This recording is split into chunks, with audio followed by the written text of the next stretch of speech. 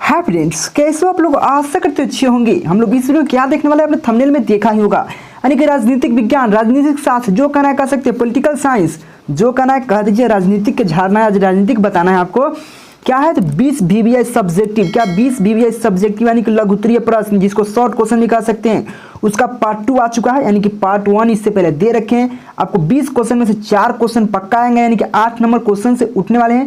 तो बस एक भी वीडियो को स्किप नहीं कीजिएगा, इससे पहले नहीं देखे उसका लिंक डिस्क्रिप्शन में जाकर जरूर देख लीजिएगा, ठीक ना। चलिए 6 नंबर क्वेश्चन, यानी कि इससे पहले 5 क्वेश्चन बता रखे, क्योंकि ज़्यादा वीडियो हम लंबा नहीं करना चाहते, तो 5 क्वेश्चन इससे पहले हम बता रखे, काफ़ी इंपॉर्टेंट क्वेश्चन था। चलिए 6 नंबर क्वेश्चन क्या है, भाषा नीति क्या है? भाषा नीति क्या है? देखिए भाषा नीति समझाने के प्रयास करूँ आपको। देखिए भाषा मतलब क्या होता है, एक लैंग्वेज कहने को भाषा। भारत में लगभग बहुत भाषा बोले, लगभग 114 भाषा बोला जाता है, यानी कि 140 यानी कि 114 भाषा बोला जाता है लगभग भारत में। लेकिन अगर भारत में अगर इतना भाषा बोला जाए, अगर 50 को सामने, अगर आपको सामने अगर 50 व्यक्ति बैठा हुआ है, बस समझिएगा, समझना मेन फंडा है।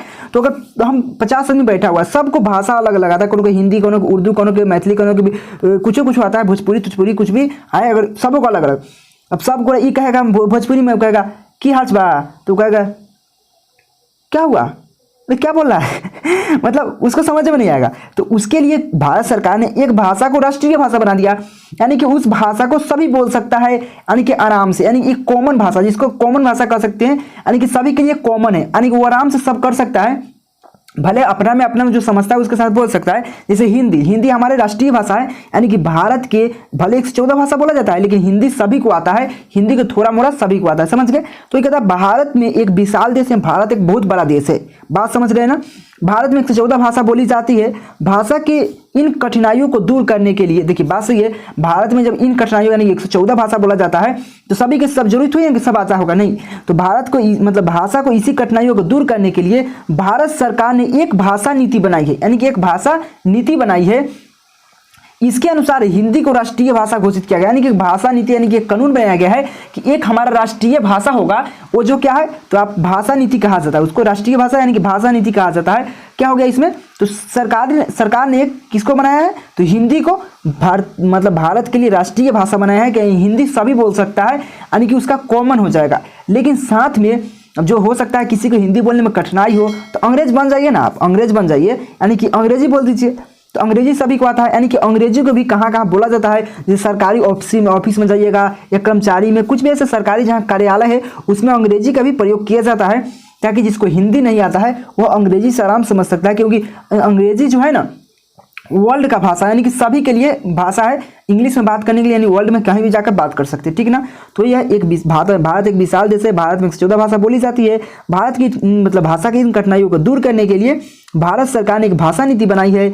इस अनुसार हिंदी को राष्ट्रीय भाषा घोषित किया गया, समझ गए। परंतु हिंदी के साथ साथ सरकारी कार्यालयों में अंग्रेजी का भी प्रयोग किया जाता है। बात सही है कि सरकारी जहाँ कार्य होता है वहाँ अंग्रेजी का भी प्रयोग किया जाता है, ताकि और जो गैर हिंदी है, मतलब जिसको हिंदी नहीं आता, गैर हिंदी भाषी राज्यों के लोगों को कठिनाई ना हो। जैसे गैर हिंदी भाषी जहाँ पे तमिल बोला जाता है, तेलुगु बोला जाता है, वहाँ पे कठिनाई नहीं हो, वहाँ पे इंग्लिश बोल के आराम से समझा जा सकता है, क्योंकि हिंदी में बोलेंगे तो तमिल वाला को तेलुगु वाला को समझ में आएगा, साउथ वाले जो होता है, साउथ वाले की हिंदी उतना समझ में नहीं आता, तो वहाँ पे इंग्लिश भाषा का प्रयोग इसलिए किया जाता है, जो कि ताकि गैर हिंदी मतलब जिसको हिंदी नहीं आता, भाषी मतलब भाषा, राज्य मतलब गैर भाषी जो राज्य है, उनको यह कठिनाई ना हो, उनकी वो समस्या नहीं हो। समझ के क्वेश्चन। देखिए हमको इतना बोलने का मतलब यह होता है कि आपको समझ में आना चाहिए कि अगल बगल की क्या हो रही है, ठीक ना। यह क्वेश्चन काफी इंपोर्टेंट 12, 16, 19 के एग्जाम में पूछा गया बिहार बोर्ड के।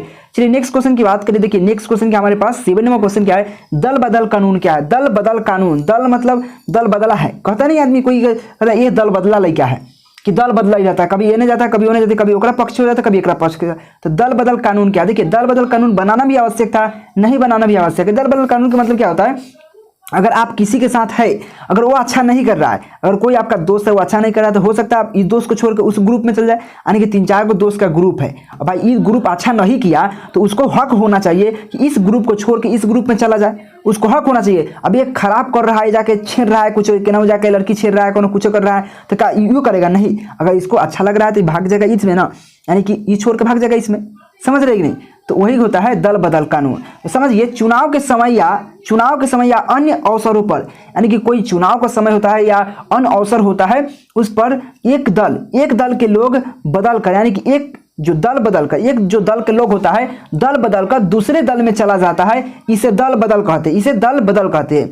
दल बदल को रोकने के लिए, जो दल बदल है उसको रोकने के लिए संविधान सभा ने, यानी कि संविधान संशोधन में द्वारा एक कानून बनाया गया है। भारतीय संसद में एक कानून बनाया गया है दल बदल को लेकर, उसी दल बदल कानून कहा जाता है। जैसे फिर समझाने का प्रयास करूं, चुनाव के समय कि नेता सब होता है, दल बदल होता है। कभी देखिए नीतीश कुमार के देख लीजिए, तो कभी लालू में मिल जाते हैं, तो कभी क्या बोलते हैं बीजेपी मिल जाते हैं। अब कोई भी मिले, उनका मन की मर्जी है, तो जिसे वह उसको दल बदल बोला जाएगा, ठीक ना। क्या बोलते हैं, चुनाव के समय और अनेक अवसरों पर एक दल के लोग दल बदल कर दूसरे दल में चला जाता है, इसे दल बदल कहते हैं। दल बदल को रोकने के लिए संविधान संशोधन द्वारा भारतीय संसद ने जो कानून बनाया है, बनाया है, उसे क्या बोलते हैं, दल बदल कानून कहते हैं। समझ गए क्वेश्चन? बहुत इजी क्वेश्चन था, बल्ले बल्ले हो गया। चलिए नेक्स्ट क्वेश्चन की बात करिए। देखिए मजा आएगा, बहुत पढ़ने में मजा आएगा। बस प्लीज चैनल को सब्सक्राइब करके बेल आइकन जरूर दबा दीजिएगा, क्योंकि आपको पूरा 10th क्लास के ऑल तैयारी हो जाएगा। बस मेरे साथ बने रहिए।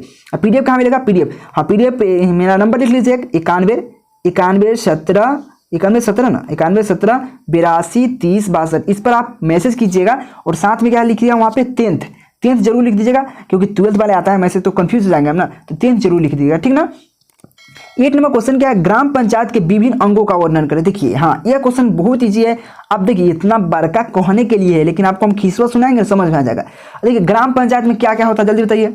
मुखिया होता है, कर्मचारी कचहरी होता है, ग्राम पंचायत के प्रधान होता है, यानी कि मुखिया होता है कि नहीं, क्या होता है, मुखिया होता है, ग्राम सभा होता है, ग्राम रक्षक दल होता है, ग्राम कचहरी होता है।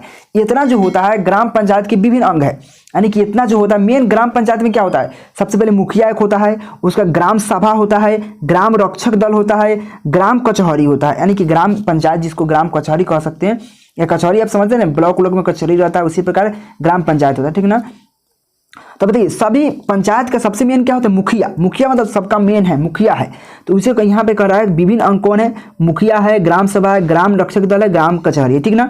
अब बताइए, अब सभी को अलग अलग कर दीजिए। तो मुखिया क्या है, तो मुखिया ग्राम पंचायत का प्रधान होता है। प्रधान मतलब सेठ, कहिए ना, सेठ समझ लीजिए। तो यहाँ पे ग्राम जो होता है, मुखिया ग्राम पंचायत की प्रधान होता है कि नहीं, बिल्कुल होता है। और मुखिया की सहायता के लिए क्या होता है, एक उप मुखिया बना दे, उसका पीछे पीछे घूमने वाला उप मुखिया, ठीक ना। तो ग्राम जो मतलब मुखिया होता है, उसकी सहायता के लिए क्या होता है, एक उप मुखिया होता है। क्या होता है, एक उप मुखिया होता है। अब मुखिया काम खत्म, अब क्या बचा, ग्राम सभा। ग्राम सभा क्या होता है, ग्राम सभा ग्राम पंचायत की क्या होता है, व्यवस्थापिका है। व्यवस्थापिका उनको व्यवस्था करता है, उनकी क्या क्या कमी है व्यवस्था करना, व्यवस्थापिका होता है। तो ग्राम सभा क्या है, ग्राम पंचायत की व्यवस्थापिका होता है, जिसे ग्राम यानी कि जिसमें ग्राम मतलब ग्राम पंचायत के 18 वर्ष या उससे अधिक उम्र वाले व्यक्ति उसमें उसके सदस्य होते हैं, यानी कि उसमें शामिल होते हैं, उनके सदस्य हो सकते हैं, लेकिन 18 वर्ष से कम नहीं चलेगा बउआ। तो याद रखिएगा। तो ग्राम सभा क्या है, तो ग्राम पंचायत की व्यवस्थापिका है, जिसमें यानी कि जिसमें क्या होता है, ग्राम पंचायत के 18 वर्ष या उससे अधिक उम्र के सभी व्यक्ति उसके सदस्य होते हैं। ये समझ गए क्या, ग्राम सभा हो गया। अब ग्राम रक्षा दल क्या होता है, तो ग्राम रक्षा दल ग्राम पंचायत की पुलिस व्यवस्था होती है। पुलिस व्यवस्था समझ रहे हैं ना, पुलिस यानी कि डंडा मारेगा आपको, यानी कि उसकी रक्षा करता है, उसकी देखभाल करता है, उसको चौकीदार कह सकते हैं ना, ग्राम पंचायत की एक चौकीदार होता है। अब तो गांव में कौन चौकीदार काम करता है, रहता है गांव में, देखिए हर गांव में 3 से 4 चौकीदार होता है, याद रखिएगा, हर गांव में 3 से 4 चौकीदार होता है। वही चौकीदार पुलिस को सब इन्फॉर्म करता है हर गाँव का, ठीक ना। तो ये कहता है यहाँ पे ग्राम रक्षा दल ग्राम पंचायत की पुलिस व्यवस्था होती है, जिसमें 18 वर्ष से लेकर 30 वर्ष तक की आयु के लोग उसके सदस्य होते हैं। किसमें, ग्राम रक्षा दल में, ठीक ना। और इसका ग्राम कचहरी समझिए रहे हैं, ग्राम कचहरी ग्राम पंचायत की न्यायालय होता है, जहाँ पे न्यायालय होता है, न्यायालय मतलब जहाँ पे लोगों का न्याय लिया जाता है, न्याय किया जाता है, जो भी कुछ प्रॉब्लम होता है तो उसको सुधारा जाता है। समझ गए। ग्राम पंचायत के मुख्य अंग क्या है, तो मुख्य अंग है मुखिया, ग्राम सभा, ग्राम रक्षा दल और ग्राम कचहरी। मुखिया क्या होता है, ग्राम पंचायत का प्रधान होता है, उसकी सहायता के लिए क्या होता है, एक उप मुखिया होता है, ठीक ना। ग्राम सभा क्या है, तो ग्राम पंचायत की व्यवस्थापिका होता है, जिसके सदस्य क्या होता है, 18 वर्ष से अधिक उम्र वाले उसके सदस्य होते हैं।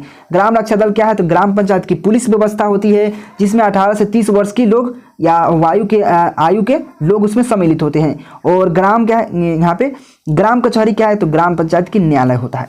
आपको समझ में आया कि नहीं? कथा रामायण समझ में आया ना? बहुत मजा आया होगा। नहीं समझ में आया तो इसको 2 बार पढ़िए, मेरी आवाज़ों को 2 से 3 बार सुनिए, आपको समझ में आएगा, पक्का समझ में आएगा। यह क्वेश्चन काफी इंपॉर्टेंट है। चलिए नेक्स्ट क्वेश्चन की बात करिए। यहाँ पे 9 नंबर क्वेश्चन लेते। देखिए 9 नंबर क्वेश्चन में कुछ यहाँ पे हाईलाइट किया हुआ है पीला रंग से। देखिए यहाँ पे जो यहाँ पे हाईलाइट किया हुआ है, यानी कि क्वेश्चन में उतार दिए हैं। क्वेश्चन में उतारने तो मतलब क्या समझते हैं ना, क्योंकि क्वेश्चन नहीं, कुछ कुछ ऐसा क्वेश्चन होता है जिसमें क्वेश्चन फेंक दीजिएगा ना तो उसका लूप पे बढ़ जाता है। जैसे आप पूछा जाए जनता, लोकतंत्र, जनता के लिए जनता के द्वारा शासन है कैसे? अब भाई आप बताना पड़ेगा कि लोकतंत्र जनता के लिए जनता के द्वारा शासन है। बिल्कुल है, क्योंकि जनता चाहेगा ना तो कुछ नहीं हो सकता, लोकतंत्र बन ही नहीं सकता। जनता चाहेगा तो सरकार गिरा सकता है, और सरकार के द्वारा जो भी कार्य होता है जनता के हित में होता है, यानी कि जनता के लिए है, जनता के द्वारा है। जनता के द्वारा इसलिए कि अगर वो चाहे तो अभी अगर किसी हमारे प्रधानमंत्री के देखिए, अगर अच्छा काम नहीं करेगा तो अगला बार उसको सरकार गिरा के दूसरा को चुन सकता है, या ये भी कर सकता है कि चुनाव भी करा सकता है, और उसके पक्ष अगर पूरा खड़ा हो जाए तो पूरा चुनाव भी हो सकता है, ठीक ना? यह भी होता है, ठीक ना? तो इसका क्या मतलब है कि मतलब शासन है कैसे? तो चलिए बताते हैं। देखिए संयुक्त राज्य अमेरिका को जानते हैं ना? अमेरिका सबसे बड़का देश हुआ है, मतलब कहने का मतलब सबसे बड़ा धनी देश है ना अमेरिका। तो अमेरिका के 16वें राष्ट्रपति कौन है? तो अब्राहम लिंकन, ठीक ना? यह 12th क्लास में पढ़ना है अब्राहम लिंकन के बारे में। तो यहाँ पे 16वें राष्ट्रपति अब्राहम लिंकन ने कहा था कि लोकतंत्र जनता के लिए जनता के द्वारा शासन है। अब बताइए यहाँ पे लोकतंत्र, यह जो क्वेश्चनवा यहाँ से हाईलाइट किया हुआ है, क्या किए हम? क्वेश्चनवा उतार दिए कि नहीं? क्वेश्चनवा उतारे कि नहीं? खाली इसमें फेंटे क्या? यहाँ पे संयुक्त राज्य अमेरिका के 16वें राष्ट्रपति अब्राहम लिंकन ने कहा था कि बस क्वेश्चन उतार दीजिए, लोकतंत्र जनता के लिए जनता के द्वारा शासन है।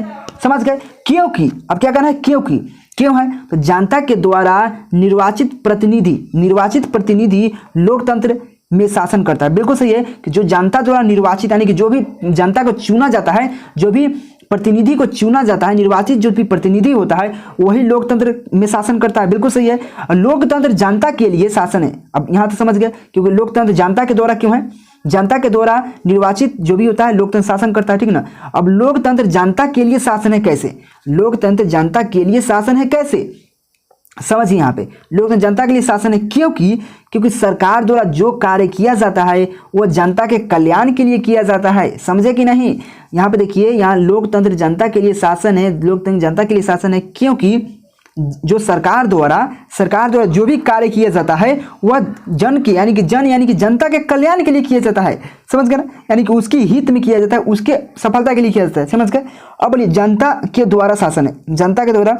तो लोकतंत्र जनता के द्वारा शासन है, लोकतंत्र जनता के द्वारा शासन है क्यों है? यदि जनता अपने प्रतिनिधि के कार्य से संतुष्ट नहीं हो तो उन्हें चुनाव में हरा कर दूसरी प्रतिनिधि को शासन करने की अवसर देती है। बिल्कुल देखिए, जनता के द्वारा शासन इसलिए है कि अगर जनता जिसको चुनता है, देखिए जनता के द्वारा शासन क्योंकि देखिए यदि उन जनता अब जो भी प्रतिनिधि है, जनता अपने प्रतिनिधि यानी कि जिसको सरकार बनाया है और उससे संतुष्ट नहीं है, उसके कार्य से सफल नहीं है, मतलब वो संतुष्ट नहीं होता है, जो भी कार्य कर रहा है उसके पक्ष में नहीं कर रहा है, तो क्या कर सकता है? तो उन्हें चुनाव में हरा देता है और दूसरे प्रतिनिधि को शासन करने की अवसर देता है। बिल्कुल सही है।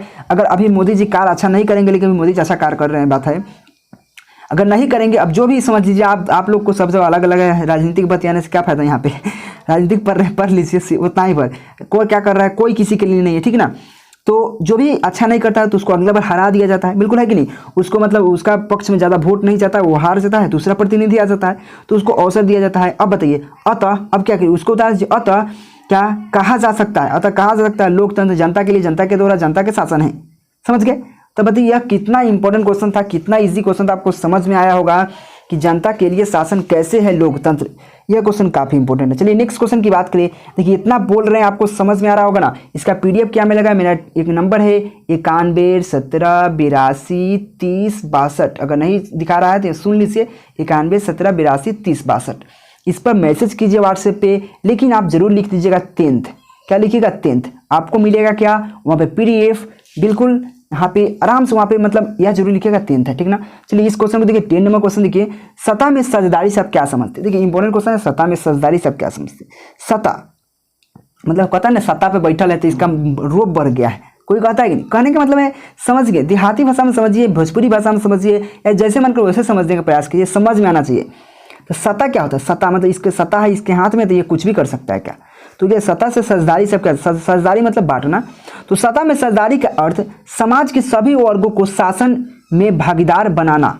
बिल्कुल सही है कि सत्ता में सजदारी मतलब सभी को, समाज के जो भी लोग हैं, जनता है, हमारे सभी वर्गों को सत्ता में भागीदार, भागीदार मतलब सभी को भागी होता है एक पर, तो कहता है ना ये चीज़ है तो सभी भागीदार है, जिसे कहने का मतलब ये क्या बोलते हैं, बट एक साथ सभी की चीज़ है, साझी, साझी नहीं बोलते, भागीदारी मतलब सभी का भाग है इस पर, भागीदार है, इस सभी के लिए भागीदार होता है। तो ये सत्ता में सजदारी का अर्थ समाज के सभी सभी वर्गों को शासन में भागीदार बनाना।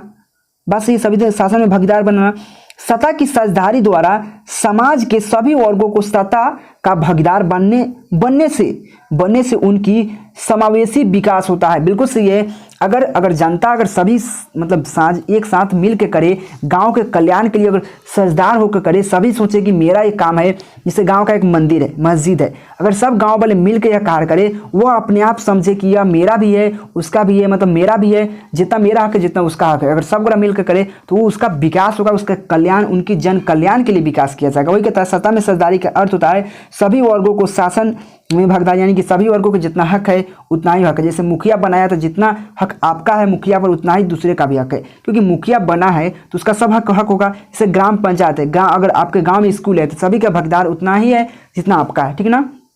तो भागीदार बनाना और सत्ता में साझेदारी द्वारा समाज के सभी वर्गों को सत्ता में भागीदार बनाने से, यानी कि बनने से उनका सामाजिक समावेशी विकास होता है। बिल्कुल सही है। अगर सबका मिलकर करे तो समावेशी विकास, यानी कि सभी के साथ विकास होता है, तथा आंदोलन एवं क्रांति की भावना नहीं रहती। बिल्कुल सही है। अगर गांव के लोगों या कोई भी अगर हो, समाज में मिलजुल कर रहिएगा, अगर मिलजुल कर कार्य करिएगा तो आंदोलन नहीं होगा, क्रांति नहीं होगा, समझ गए ना। तो क्रांति मतलब आंदोलन नहीं होगा, झगड़ा झुगड़ी नहीं होगा, इस सब से आराम से बचा जा सकता है।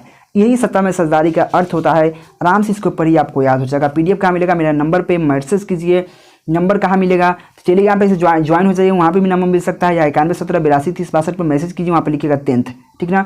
तो वीडियो कैसा लगा जरूर बताइएगा। नए चैनल को सब्सक्राइब करके बेल आइकन जरूर दबाइएगा प्लीज़ यार, इतना मेहनत किए हुए, थैंक यू।